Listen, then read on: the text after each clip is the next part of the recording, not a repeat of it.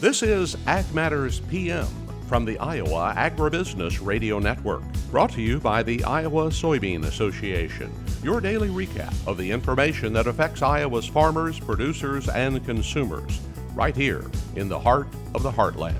With reports from our award-winning broadcast team of Dustin Hoffman, Riley Smith, and Mark Magnuson.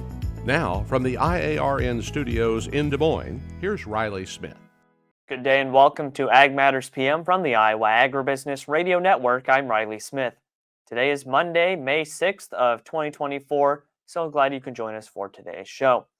In today's episode, I have more conversation on the latest weather and how that's affecting the planting season with Iowa State climatologist Dr. Justin Glisan. But first, let's take a look at how the grain and livestock markets closed for today. It's time now for the Ag Matters PM Closing Market Summary, your source for market analysis and settlement prices from the day's trade in Chicago, courtesy of the folks at agmarket.net. We're here with Robin Schmahl of agmarket.net to take a look at the closing markets and just how they are ending off this Monday, the start of the week. Robin, first off, what do we see in the grains? Well, in the grain markets, we saw some really nice strength overnight. Like corn was down like 4 or 5 cents. That quickly turned as the day trading took over, and so some nice strength the rest of the day. Soybeans came roaring higher, almost reaching 30 cents. We saw the strength in meal, strength in the wheat market. So all in all, that was a great day as far as producers are concerned. If they're looking at pulling the trigger on some more sales, not just in old crop, but new crop. It doesn't seem like, it seems like there may be, funds have been short covering for one reason last week too, and they've been doing it a little more calculated versus a Katie bar the door type situation. But the that combined with some more concern developing over the wet weather. Now, rain makes grain, so in the big picture, it's probably too early for that in a time of year, because we know we can plant in almost half of the crop in about a week's period of time, but it may be starting to get a little bit more airplay, if you want to use that term.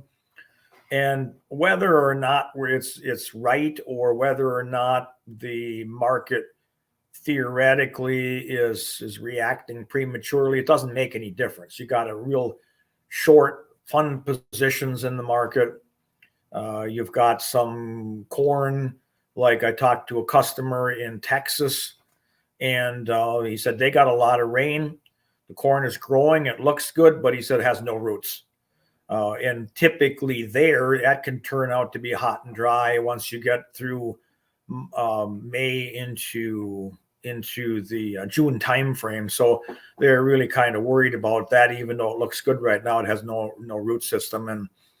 And so anyway, those things are all kind of working together to generate some of the push we have. And then on the other side of the ag marketplace, what do we see in the livestock today? Well, cattle struggled a little bit today. Now the June contract, front month June, actually moved higher in the end of the day.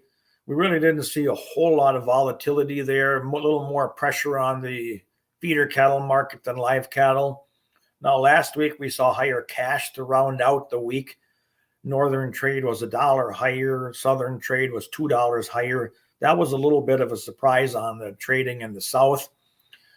Being able to get it $2 higher. But, actually last week, the Packers increased their slaughter speed. So they needed to get a little more cattle a little more aggressively. So it was interesting, as they have been pulling back on slaughter speed for quite some time now. They actually increased it last week, which can give an indication that we see either better domestic demand, or maybe we're seeing a little bit better international demand that'll show up on the export market. Either one is maybe providing that support underneath the market. Now, box beef was higher at the midday number. A choice was up $3.87, select up $1.39. So choice, or the box beef price or market or prices have been a little bit of a concern. And, they've been showing some variability, some weakness, and that's really kind of put an anchor on that market at this point in time. Now, on the hog side, the National Daily Direct report was up for the cash report was up $1.10. Weighted price moved to $90.53. It's always good to see that weighted average above 90. Cutouts for the morning were up 247. But yet on the other side, hogs are struggling. We've seen 4 days of liquidation right now, which has actually pushed June and July below support. And, that can trigger a little bit more liquidation. Funds are pretty well long in the hog market, and they could see some more liquidation like they saw in the last cattle or commitment of traders report. But the hogs overall right now, they're struggling with some demand concerns coming into the summer. Now, that's a perception right now.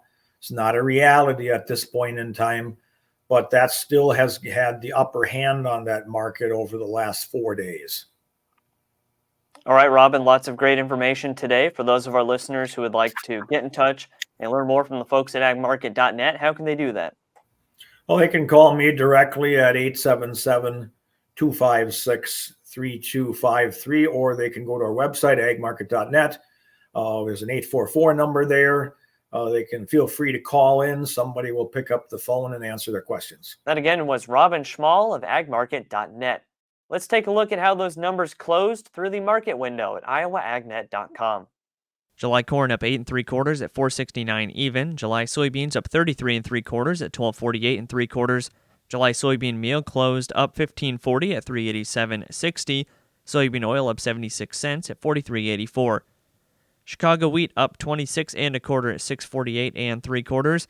Kansas City hard red wheat up 25 even at $6.75 1/4. Minneapolis spring wheat up 11 even at $7.25 1/2. July oats up 9 3/4 at $3.97 even. On the Merc, June live cattle up 30 cents at $176.97. May feeders down $1.90 at $241.40. June lean hogs down 77 cents at $98.17. Pork cutout down 80 at $105.35. And May class 3 milk up 2 cents at $18.43. And that's been a check of the latest markets here on Ag Matters PM. We're going to go ahead and take a quick break to hear from our sponsor, the Iowa Soybean Association and the Soy Checkoff. When we come back, I talk with Iowa State climatologist Dr. Justin Glisan. This is Ag Matters PM. Iowa Soybean Association is driven to deliver for Iowa's 40,000 soybean farmers. We're proud to provide objective agronomic research, a helping hand with soil and water stewardship, and timely industry news powered by the Soybean Checkoff. Learn more at iasoybeans.com. Welcome back to Ag Matters PM on the Iowa Agribusiness Radio Network. I'm Riley Smith. Well, lately the story has been a lot of rain across Iowa, which is normally something that we're not really used to saying, but the rain is kind of helping out with those drought conditions. Of course, delaying planting as well, but as I talk with Iowa State climatologist Dr. Justin Glisan, having those planting delays at this point is worth getting that moisture in the ground. Well, we're here with Iowa State climatologist Dr. Justin Glisan for our weekly chat on the drought conditions and the climate patterns.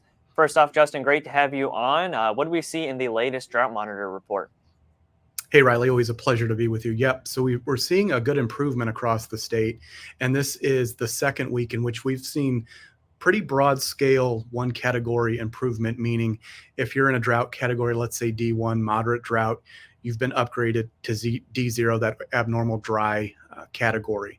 So with the severe weather that we've had over the last several weeks, we've had multiple thunderstorms, multiple waves of low pressure systems coming through, bringing us widespread rainfall over several hours or days, which is the type of rainfall that we need.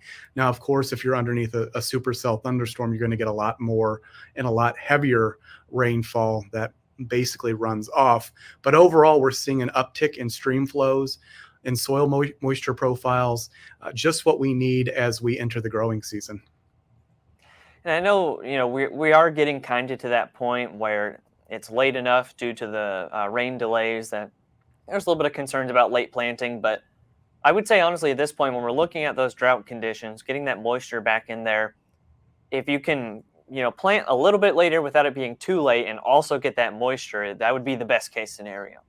Yeah, you summed it up correct. And if you look at the potential as we move out of this strong El Nino in the winter into early spring to the potential for a weak to moderate La Nina in summer, if you look at past years where we've seen this rapid transition, 2016, back in the late 90s, we typically see a warmer than average summer. Now, that doesn't mean that June, July, August are going to be exceptionally warm, but we do see a warm signal. So banking this soil moisture right now, if we do have dry stretches through the growing season, is only beneficial. Yes, we've seen delays out there, and we really want the planters to get out there and finish. But this rainfall is also much needed, given, again, 200 weeks consecutive of moderate drought somewhere in the state.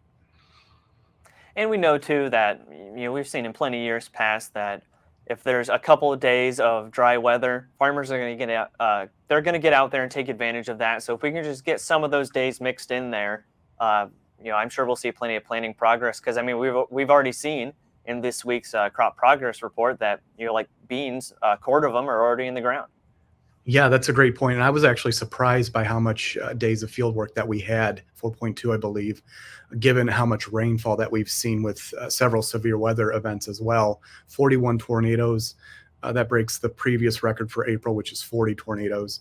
So a very active month in April. But farmers are resilient individuals. They'll get out when that window forms, and I think we'll get planted. So obviously we can't really predict the severe weather, but we do know that for 10 to 15 days, we're looking at that, periods of rainy weather. Once again, I know this weekend looks pretty rainy as well. Are we looking at any elevated severe weather risk with those, or are we mostly just looking at maybe lower scale rain events? Sure, we have a few products that kind of give us an idea of what we can expect. The Climate Prediction Center has the 6 to 10 and 8 to 14-day outlooks on temperature and precipitation. Then the Storm Prediction Center has convective outlooks that go out to 8 days and kind of give us an idea of a larger scale setup possible for severe weather. We don't see anything right now in those 8-day outlooks on the Climate Prediction Center side is higher chances of warmer temperatures early in May, and then moving towards near normal temperatures towards the middle of May. On the precipitation side, we still see an elevated signal for wetter conditions, so that could suggest, at least in the near term, sub-severe type of storms. Now, you can never rule out strong or severe thunderstorms with these low pressure systems and cold fronts that come through. But overall, it looks like we're still in that active storm track, but we're not going to see several days in which we have active rainfall across the state. All right, Justin, lots of great information today. Before we wrap up, is there anything else weather-wise that our viewers and listeners should know about today? Yeah, even with all this rain, we still have that structural drought, D1 and D2 conditions across the state, and then 2 pockets of D3 up in northeastern Iowa.